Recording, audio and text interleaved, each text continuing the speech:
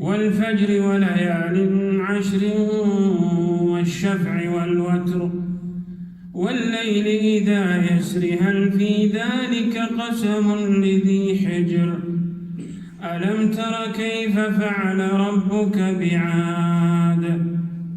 إرم ذات العماد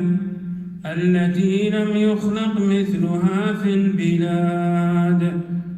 وثمود الذين جابوا الصخر بالواد وفرعون ذي الأوتاد الذين طغوا في البلاد فأكثروا فيها الفساد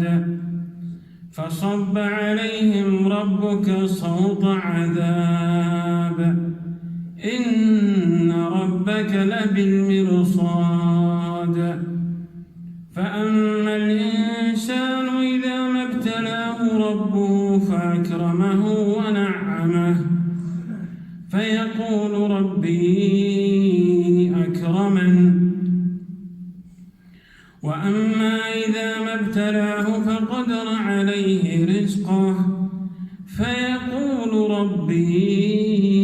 أهانن كلا بل لا تكرمون اليتيم ولا تحاضون على طعام المسكين وتأكلون التراث أكلا لما وتحبون المال حبا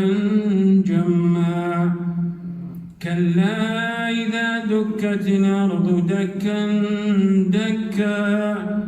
وجاء ربك والملك صفا صفا وجيء يومئذ بجهنم يومئذ يتذكر الإنسان وأنى له الذكرى يقول يا ليتني قدمت لحياتي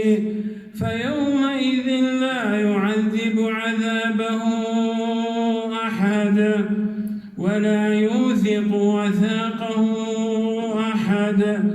يا أيتها النفس المطمئنة ارجعي إلى ربك راضية مرضية فادخلي في عبادي